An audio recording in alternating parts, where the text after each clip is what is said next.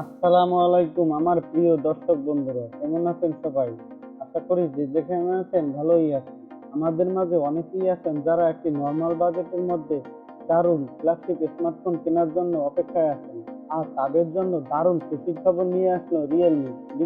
Realme launch করতে যাচ্ছে better মানে display, gaming chipset with lithium polymer big battery and 5G। এই প্রথম নর্মাল বাজেটের মধ্যে একটি 5G ফোন নিয়ে আসতে যাচ্ছে রিয়েলমি, যেটি দুর্দান্ত মানের, যেটি অকল্পনীয়। আর এই 5G থাকার ফলে এই ফোনটি মার্কেটে অনেকটাই জনপ্রিয় হবে। আমার কাছে মনে হয় বাজেট অনুপাতে ফোনটি অনেকটাই ভ্যালুয়েবল হবে। তো আপনাকে বলবো আজকের ভিডিওটি আমাদের সাথে পুরোপুরি কন্টিনিউ করার জন্য। ভিডিওটি দেখলে আপনি বুঝতে পারবেন আজকের এই ফোনটি আপনার জন্য কি। ভিডিওতে আলোচনা করব এই ফোনটি কি কি স্পেসিফিকেশন থাকতে যাচ্ছে অ্যান্ড এই ফোনটি এই বাজেটে কেনাটা কতটা সমীচীন হবে, এই নিয়ে বিস্তারিত আলোচনা করা হবে।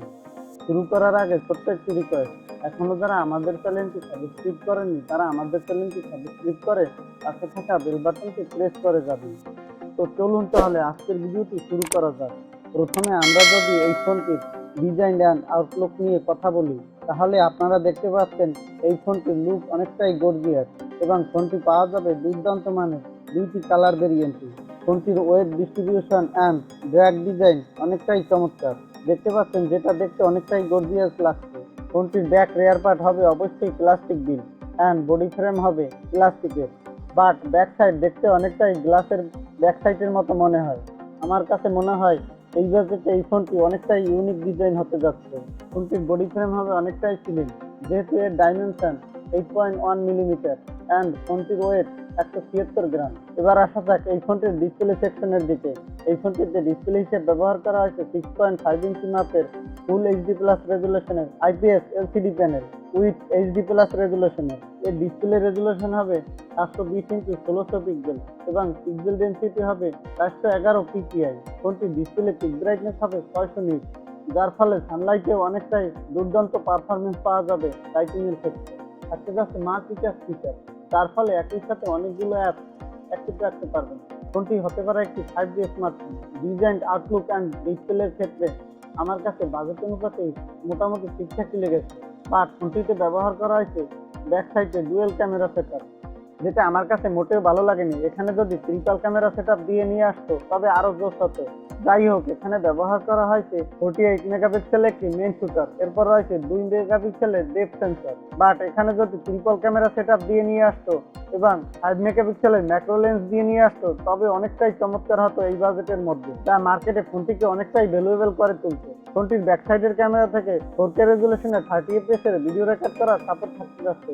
এছাড়াও সামনে ও পেছনে ব্যবহার করা হয়েছে ইআইএস, যাতে আপনি নড়াচড়া করা অবস্থায় দুর্দান্ত প্রিমিয়াম স্টাইলিশ ভিডিও রেকর্ড করতে পারবেন। ফোনটির ব্যাক সাইডের ক্যামেরা থেকে দুর্দান্ত প্রিমিয়াম স্টাইলিশ ফটোগ্রাফি করতে পারবেন। এছাড়াও ফোনটিতে সেলফি ক্যামেরা হিসেবে ব্যবহার করা হয়েছে 8 মেগাপিক্সেলের একটি সেলফি ক্যামেরা, যেটি থেকে ফুল এইচডি প্লাস রেজুলেশনের 1080 পিক্সেলের 30 fps এর ভিডিও রেকর্ড করার সাপোর্ট দেওয়া হবে।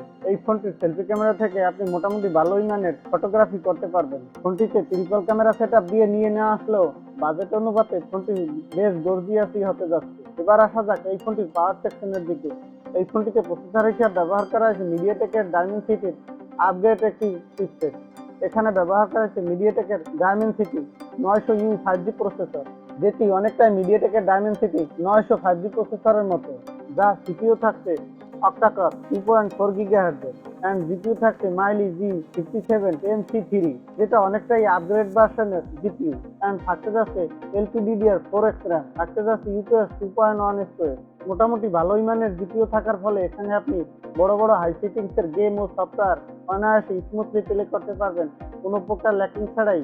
বন্ধুরা, এই ফোনটি পাওয়া যাবে দুইটি র্যাম ভেরিয়েন্টে, তবে আপাতত 128GB র্যাম ভেরিয়েন্টে পাওয়া যাবে। ফোনটিতে থাকতে যাচ্ছে ডুয়েল সিম কার্ড স্লট, পাশে থাকছে SD card dedicated slot with. ফোনটিতে ইনবিল ব্যবহার করা হয়েছে 5000 mAh এর lithium polymer battery and fast charger হিসেবে 18 ওয়াটের একটি ফাস্ট চার্জার। এবার আসা যাক প্রাইস সেকশনের দিকে। এই ফোনটি ইন্ডিয়ান মার্কেটে প্রাইস হতে পারে 11,000 রুপি আশেপাশে, যেটি বাংলাদেশ মার্কেটে অফিসিয়ালি আসলে পাওয়া যাবে 12 থেকে 13,000 টাকার মধ্যে।